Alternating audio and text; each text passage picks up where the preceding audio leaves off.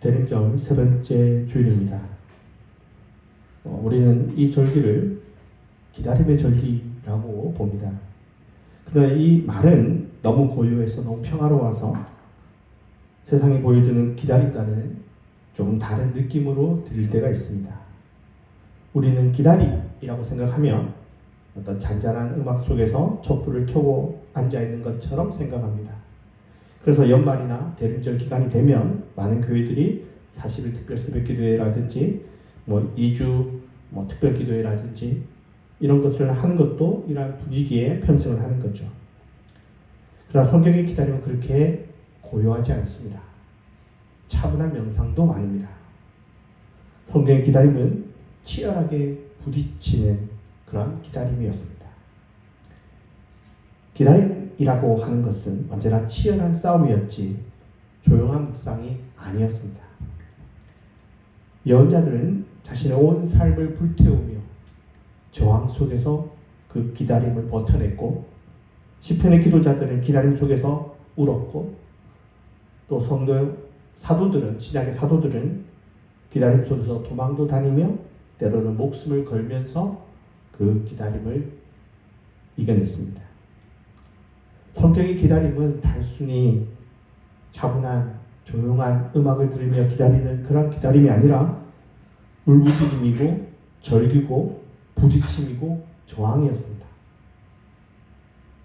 아직 오지 않은 하나님의 나라의 그 무게를 견디는 고통이고, 아직 해결되지 않은 그런 불의 앞에서 버티는 치열함이고, 아직 보이지 않는 소망을 향해서 나아가는 그런 용기였습니다. 빛이 오기 직전의 기다림은 가장 짙은 어둠을 통과하는 그런 시간이기 때문입니다.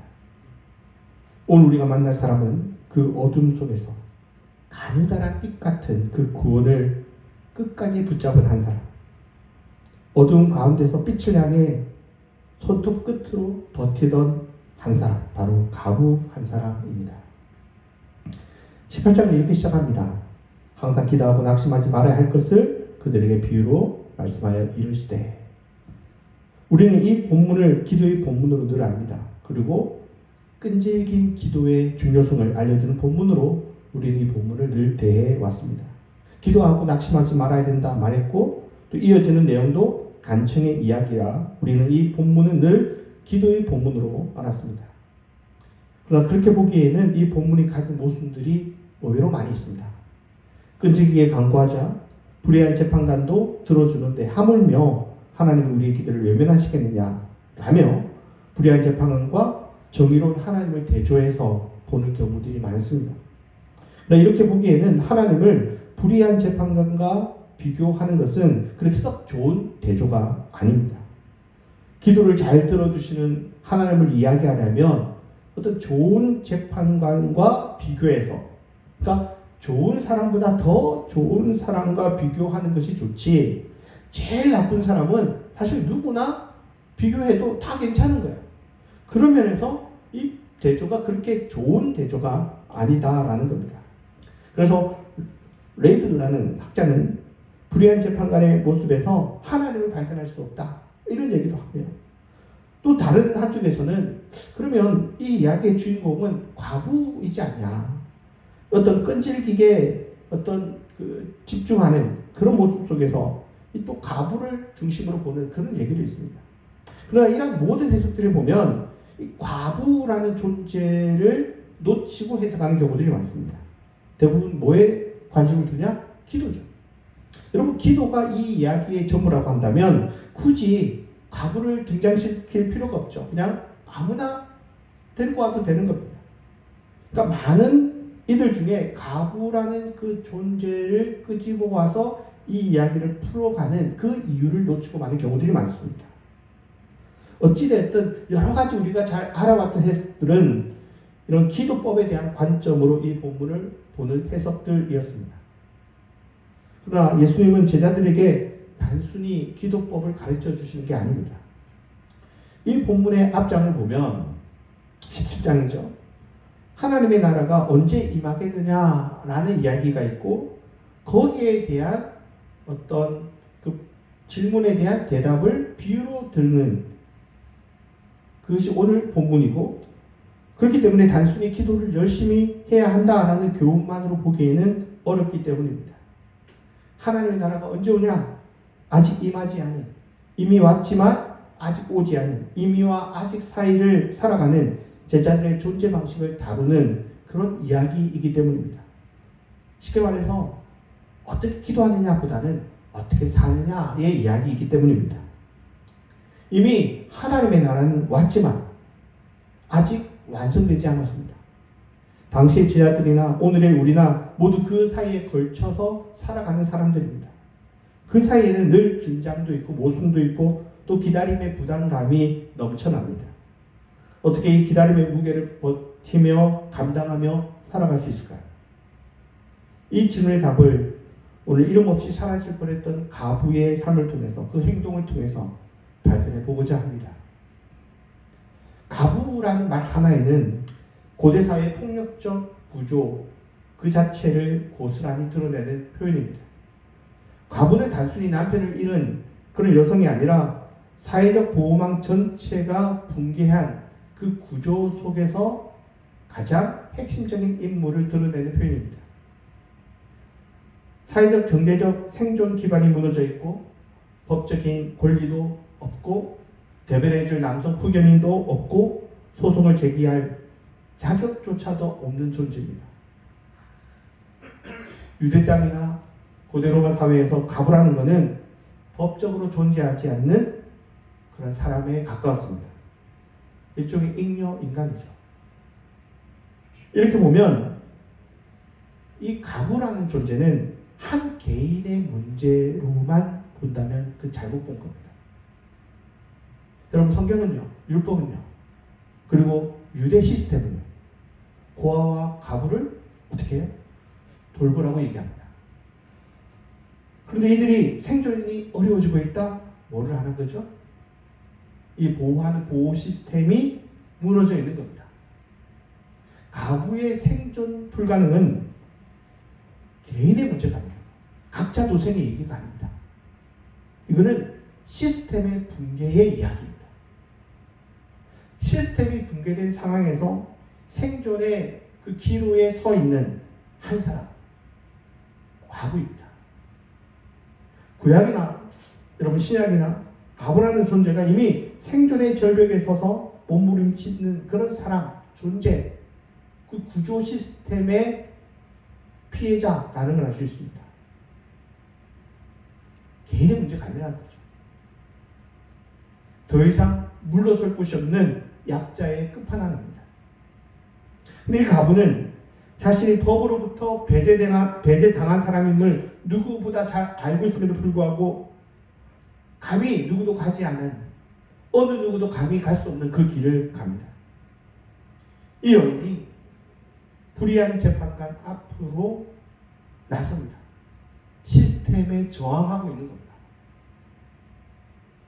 이 본문을 다루기 전에 이 본문 뒤에 이어서 나오는 존재들 한번 생각해 보시면 좀 더 이 이야기가 풀어가는 얘기들이 표가 납니다.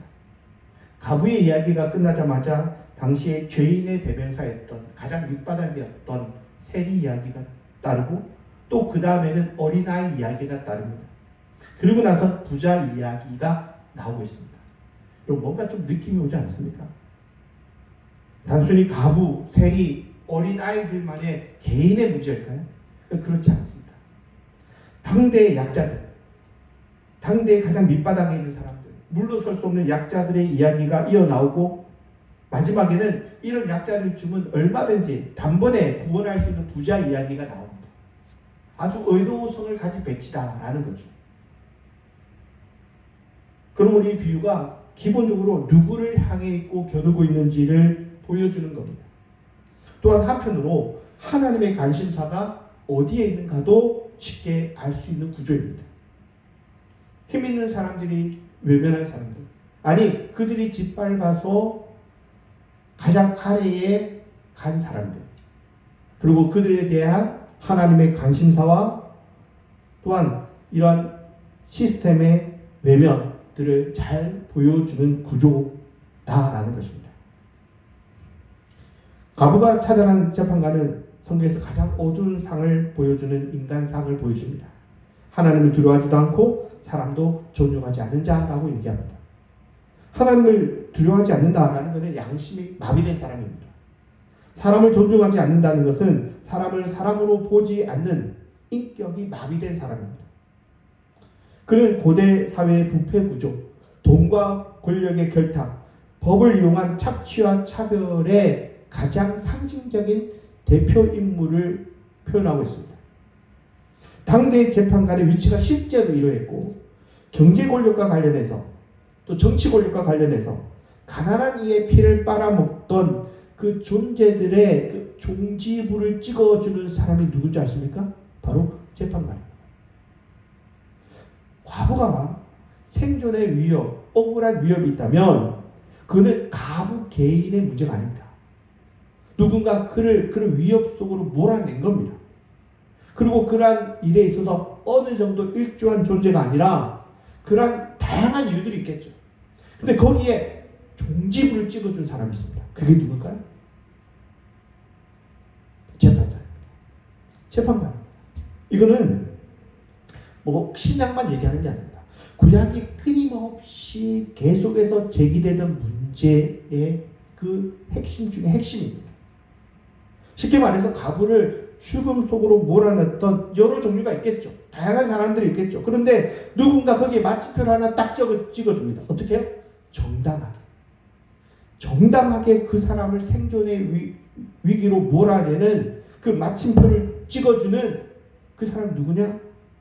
재판관들이었습니다. 그래서 재판관은 단순히 한 사람의 개인의 이야기가 아닌 것. 권력과 부패와 비양심의 결정체입니다.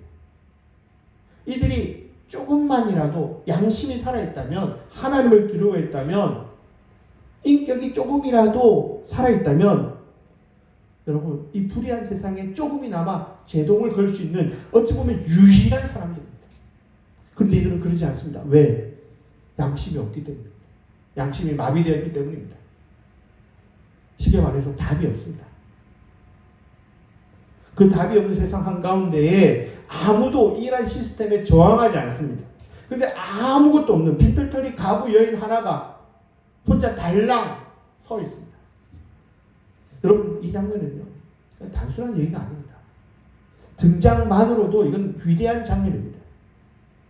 불의한 시스템에 딱 한 명, 그것도 그 시스템에 가장 취약한 여인이 서 있습니다. 이 장면 자체 이미 그 하나만으로도 하나님의 나라가 움직이고 있는 그 시작의 출발점입니다.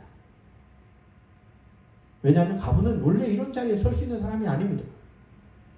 가장 약한 자가 가장 위험하고 사회와 문화와 법이 가로막은 그 경계에 그 모든 시스템을 뚫고 서 있는 겁니다. 자기 목숨을 건 거죠. 당대의 사회에 가부 여인이 권력과 법과 문화 앞에 정면으로 나선다? 가당치 않은 일입니다. 근데 그 불가능한 일을 더 이상 밀릴 곳 없는 벼랑 끝에 선 여인이 서 있는 겁니다. 가부는 이렇게 얘기합니다. 나의 고난을 풀어주소서. 에크디케손 메라서 메라는 나를입니다. 나를 에크디케손, 이 말은 보복하다, 정의를 세우다, 권리를 회복시키다 라는 뜻입니다. 쉽게 얘기하면 나의 대적으로부터 나의 권리를 회복시켜 주십시오. 정의롭게 좀 판단해 주십시오. 나를 살려 주십시오 라는 얘기입니다. 이 말은 어떤 고상한 청원이나 고상한 기도가 아닙니다. 우리가 생각하는, 아주 가볍게 생각하는 기도, 고상한 기도, 조용한 가운데서 드리는 그러한 기도의 수준이 아닙니다. 생존의 그 끝에서 절박하게 튀어나온 거리의 언어이자 생활의 언어입니다. 피투성이가 되어서 피가 뚝뚝 떨어지는 이 말을 오늘 우리는 단순한 어떤 기도로 변질시킨, 오늘의 현재 독자들이 이 가부가 이런 상황을 알았더라면 아마 피가 거꾸로 쏟을지도 모릅니다. 자신의 인생이 달린 겁니다. 상처 속에서 떨어지는 말입니다. 억울함 속에서 정말 터지고 터진, 그래서 나오는 이야기입니다. 더는 참을 수 없어서 쏟아져 나오는 말입니다. 정의가 무너진 그 한가운데에 아무도 나서지 않을 때 유일하게 혼자서 그 앞에 항의하는 언어입니다. 그는 이렇게 말합니다. 나는 사라지지 않는다. 나는 묻히지 않겠다. 이 고통은 권력이 나를 지우지 못한다. 나의 억울함은 침묵 속에 묻히지 않는다. 나는 저항한다. 과부의 외침은 생존의 끝자락에서 나오는 정의의 발걸음입니다. 과부의 기도는 단순히 손을 모으고 조용히 홀로 있는 모습이 아니라 세상 속에서 자신의 존재감을 드러내며 정의를 요구하는 몸짓입니다. 전통적으로 이 비유는 기도는 끈질기게 해야 된다라는 결론으로 마무리했습니다. 이거는 당시의 현실을 너무나도 외면한 그러한 평이한 이해입니다. 우리가 1세기 유대 땅을 조금이라도 안다면 이렇게 얘기할 수가 없습니다. 1세기 유대 땅은 우리의 일제강점기와 유사한 시대라고 생각하면 금방 이해가 됩니다. 로마는 군사와 행정으로 식민 통치할 뿐만 아니라 예수 시대의 엘리트 권력가들은 오히려 일제의 친일파들처럼 민중을 괴롭히고 그리고 그 로마의 질서를 유지하는 대가로 권력을 이양받은 사람들이었습니다. 민중은 로마의 권력 그리고 유대 권력이라는 이중 권력으로부터 양쪽으로부터 수많은 착취와 수탈을 당해야 됐고 수많은 농민들은 땅을 잃었고 도시의 빈민이 되고 가족들이 이산가족이 되고 심지어 노예로도 팔려가고 과부와 고아와 병자와 부정한 자들이 속출하는 시대였습니다. 예수님의 말씀이 때로는 날카롭고 성전 지도자들을 향해서 유독 정말 비수 같은 이야기를 던지는 이유는 단순히 여러분 개인의 도덕적 문제라든지 그러한 개인의 선함을 얘기하는 것이 아니라 어떤 이런 구조적 공모에 대한 고발이기 때문입니다. 그런 구조 속에서 취약한 사람들 누구일까요? 고아, 과부, 나그네, 병자들이죠. 이들이 가장 먼저 가장 깊이 그 무너진 현실을 대변하는 사람들이었습니다. 우리가 생각하는 평안한 성탄의 밤은 그들에게 허락되지 않던 시대였습니다. 우리가 단순히 이 구절을 기도의 구절로만 본다면 현실에 눈 감고 살아가는 어찌 보면 비겁한 행위일지 모릅니다. 이 기도는 단순한 청원이 아니라 삶을 다 담은 어떤 기도의 삶입니다. 과부는 그 그러한 시대에 수동적 피해자로 머물지 않고 온몸으로 그 시대에 부딪히고 있습니다. 그녀의 기도는 말하는 기도가 아니라 몸으로 하는 기도였습니다. 우리는 기도와 삶을 너무나 쉽게 분리합니다. 그러나 실은 기도와 삶은 분리되는 게 아닙니다. 기도와 삶과 정의는 늘 함께 가는 겁니다. 만약에 우리가 기도와 삶과 정의가 분리된다? 그건 기도도 아니고요. 삶도 아니고요. 정의도 아닙니다. 믿음은 머리뿐만 아니라 감정뿐만이 아니라 행동으로 드러나게 되어 있습니다. 과부는 기도와 행동, 믿음과 정의를 분리할 수 없다라는 것을 잘 보여줍니다. 여러분 신앙은요. 기도와 행동과 삶이 분리되는 게 아닙니다. 삶이 기도고 기도가 행동이고 또 그것이 인생입니다. 만약에 그 사람의 기도와 행동과 그리고 삶이 분리되어 있으면 그것 자체가 이상한 겁니다. 여인의 움직임 그 자체가 믿음의 표현이고 여인의 호소고 그것이 기도의 본질입니다. 여러분 기도라고 생각하면 흔히 두 손 모으고 조용히 무엇인가 읊조리는 걸 기도라고 생각하지만 성경은 그렇게 기도를 얘기한 적이 없습니다. 저는 좀 이 단어를 좀 바꿨으면 좋겠습니다. 오히려 바램입니다. 바램이죠. 그 바램이 단순히 때로는 무릎을 꿇고 하나님을 기도하는 자세일 수도 있지만 때로는 그것이 행동이고 그것이 삶이고 그것이 그의 모든 것입니다. 그래서 기도라는 것 믿음과 삶과 정의가 분리되는 게 아닙니다. 이 여인의 행동에 재판관은 패배를 인정합니다. 18장 5절에 보면 이 과부가 나를 번거롭게 한다라고 얘기합니다. 이 번거롭게 한다라는 히포피아제는 LSJ라는 헬라어 사전을 보면 이렇게 쓰여 있습니다. 눈 아래를 멍들게 한다. 얼굴을 때린다 라는 권투 용어입니다.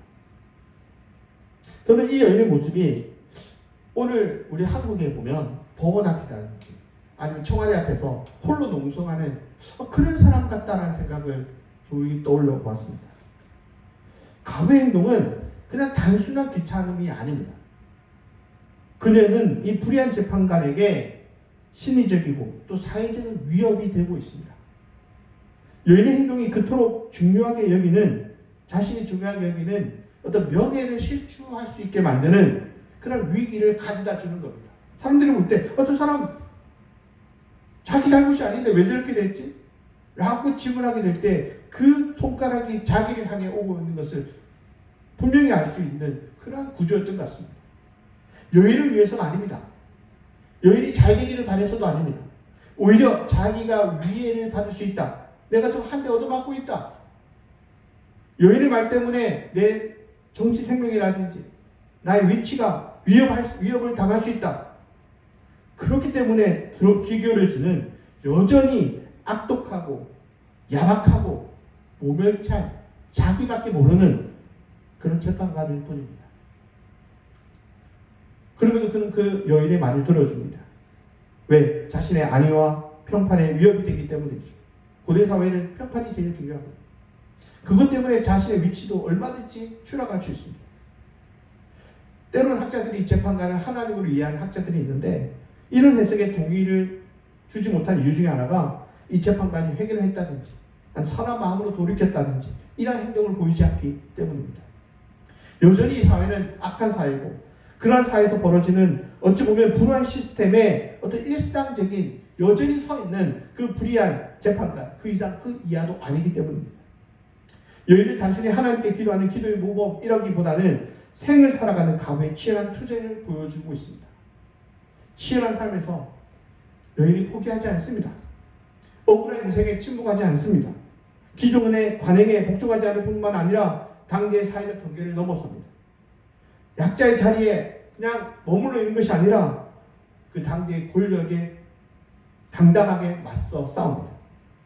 그녀의 존재 자체가 재판관을 흔들었습니다. 그녀의 울부짖음이 재판관을 물러서게 만들었습니다. 그는 권력의 문을 처절한 힘으로 두드리고 부서질 기세로 밀고 들어간 겁니다. 바로 예수님이 제자들에게 보여주고 싶은 모습, 이 여인이었습니다. 제가 책을 하나 못 올렸는데 유명한 이 책이 있습니다. 스테판 에셀의 분노하라라는 책이 있습니다. 90세 노인이 쓴 책입니다. 에셀이라는 사람은 20대에 나치 점령하에 그 프랑스에 살았습니다. 그가 본 현실은 단순한 악이 아니라 수많은 사람의 학살로 이어지는 그것을 생생하게 목격했던 사람입니다. 그때 많은 사람들이 이렇게 얘기했습니다. 나는 정치에 관심이 없어. 어쩔 수 없는 거 아니야? 나만 살면 되지. 조용히 살자. 그렇게 침묵했을 때 악은 아무런 저항 없이 악이 세상을 점령했던 것을 생생하게 목격했던 사람입니다. 2010년 90세가 된 그 노인이 다시 펜을 들었습니다. 불평등이 구조화되고 이주민, 약자가 배제되고 언론과 정치가 무력화되는데도 사람들은 이 나치 점령하의 프랑스처럼 그래도 평안하잖아. 예전보다는 그래도 나쁘지 않잖아. 하고 그냥 그렇게 넘어갔습니다. 이 노인이 분노했습니다. 이 분노는 단순히 어떤 감정적 폭발이나 증오나 폭력 선동이 아닙니다. 불의를 보고 무감각해지지 아니라는 윤리적 감수성입니다. 수많은 사람들이 이 90세 노인의 이 굉장히 얇은 책 여기에 환호하기 시작했습니다. 에셀은 그러한 시대에 반응하지 않는 것이 가장 위험한 시도라고 했습니다. 불의한 세상에 반응하지 않는 것이 위험하다는 겁니다. 제도가 작동하지 않을 때도 포기하지 말고 호소하라는 그의 생의 끝자락에 섰을 때 그가 다시금 외친 소리였습니다. 저는 이 에셀에게서 과거의 모습이 떠올랐습니다. 과거는 에크디케 손매 나의 원한을 풀어주십시오. 밤낮 부르짖었다면 이 에셀은 분노하라라고 하며 이 가부의 손을 잡고 가부와 함께 외치고 있는 또 다른 조력자인 겁니다. 이 비유는 이렇게 묻습니다. 그러나 인자가 올 때 세상은 그 믿음을 보게 되냐? 우리 성경에는 그냥 믿음이라 쓰여져 있습니다. 헬라어 원문에 보면 정관사 텐이라는 단어가 더 쓰여져 있습니다. 그 믿음입니다. 누구 믿음입니까? 여인의 믿음입니다. 이거는 단순한 기도 생활이 아닙니다. 정의와 행동과 기도와 삶이 하나로 통합된 가부의 믿음입니다. 자신의 삶을 절벽으로 밀어붙인 것이 사람이든 어떤 한 개인이든 구조든 뭐든 상관없이 홀로라도 서서 그 불의한 세상 속에서 홀로 버티는 외로운 믿음, 고통의 믿음입니다. 불의한 세상에 홀로라도 서 있어야 되는 겁니다. 아무도 못 알아주는 그 시대에라도 홀로 서 있어야 됩니다. 대림절에 예수님이 찾으시는 믿음, 바로 그 믿음입니다. 현실 앞에 주저하지 않는 그 믿음, 침묵에도 멈추지 않는 믿음, 거절되고도 꺾이지 않는 믿음, 구조적 불의 속에서 멈추지 않는 믿음, 싸우는 믿음, 내 원한을 풀어주소서라고 외칠 수 있는 그 믿음, 하나님의 나라의 완성을 당겨오는 믿음. 이 믿음이 없다면 우리는 기다림과 상관없는 성도가 되는 것입니다. 에셀의 표현으로 얘기한다면 가장 나쁜 태도는 무관심, 무감각입니다. 무관심은 바로 나의 믿음 없는 태도와 그렇게 다르지 않습니다. 대림들은 하나님의 빛을 기다리는 절기이지만 이 기다림은 결코 고요하지 않습니다. 대림절의 기다림은 가부의 기다림과 비슷합니다. 생존을 위해, 정의를 위해, 신앙을 위해, 하나님의 나라가 아직 완성되지 않은 그 시대를 견디기 위해 여인은 기다리되 저항하며 기다립니다. 밀고 들어가며 기다립니다. 무너진 정의를 붙들며 기다립니다. 이게 대림절입니다. 여러분, 대림절은 추상적 얘기가 아닙니다. 오늘 우리 현실에도 불의한 재판관들이 있습니다. 나를 무시하는 상처의 구조라든지 결코 움직이지 않을 것 같은 사회적 장벽들이라든지 우리를 침묵시키는 그 목소리가 없는 자리라든지 반복되는 좌절이라든지 계속 미뤄지는 응답이라든지 고통 속에서 버티게 만드는 삶의 부조리라든지 그때 우리는 가부처럼 철저한 외톨이가 됩니다. 무엇을 하든 혼자고 말해도 들리지 않고 살아도 인정되지 않고 울어도 대답 없는 그 자리. 그래서 예수님은 그 가부를 통해서 얘기합니다. 그 자리는 믿음이 시작되는 자리. 여러분, 가부는 약자가 아닙니다. 가부는 대림절에 그 믿음을 보여주는 선구자였어요. 여러분, 대림절은 감성적인 절기가 아닙니다. 성탄절을 생각하면서 그 아기 예수님이 오는 것을 그냥 감상적으로 즐기는 그런 추억하는 절기가 아닙니다. 대림절은 그 어두움 속에서, 시륵과 같은 어둠 속에서 당당하게 걸어가는 믿음의 절기입니다. 믿음을 가지고 산다는 것은 쉬운 게 아닙니다. 불의한 세상에서 정의롭고 믿음을 가지고 살아간다는 것은 가부처럼 포기하지 않는 조항의 시간들입니다. 그리고 그 길은 외로운 길입니다. 예수님은 얘기합니다. 내가 다시 올 때, 인자가 다시 올 때 세상에서 내가 그 믿음을 볼 수 있을까? 그 믿음은 평안한 기다림이 아니라 세상을 흔드는 기다림입니다. 현실에 순응하고 조용해라, 닥쳐라, 그냥 세상 속에서 그냥 그렇게 살아가라 라고 외칠 때 현실을 뚫고 나가는 믿음의 기도입니다. 기다림입니다. 기다림이 기도가 되고 기다림이 행동이 되고 행동이 믿음이 되는 기다림입니다. 가부는 하나님의 나라를 기다린 것이 아니라 그 나라를 끌어당기고 있습니다. 부르짖고 몸으로 던지고 부딪히면서 하나님의 나라를 당겨옵니다. 예수님은 그 믿음을 재림의 조건처럼 얘기합니다. 우리가 각자의 삶에서 어떤 벽 앞에 서 있는가? 나를 무시하는 구조라든지 평생 바뀔 것 같지 않은 억압이라든지 반복되는 절망이라든지 움직이지 않는 불이라든지 사라질 것 같지 않은 억울함이라든지 내 힘으로 바꿀 수 없는 현실이라든지 수년 동안 이어져 오는 절망의 역사라든지 사회적 차별이라든지 그 자리에서 우리는 어떻게 서 있습니까? 예수님은 우리에게 이렇게 얘기합니다. 포기하지 말아라. 정의는 반드시 온다. 분명히 하나님이 너희를 구원하신다. 신원하신다. 그리고 질문합니다. 인자가 올 때 너희는 그 자리에 정말 서 있을 수 있느냐? 그 믿음을 볼 수 있느냐? 여러분, 대림절의 주인공인 과부처럼 설 수 있습니까? 대림절은 우리를 과부의 자리까지 데려갑니다. 오늘 우리는 과부의 자리에서 이렇게 외쳐야 됩니다. 주님, 나의 원한을 풀어주소서.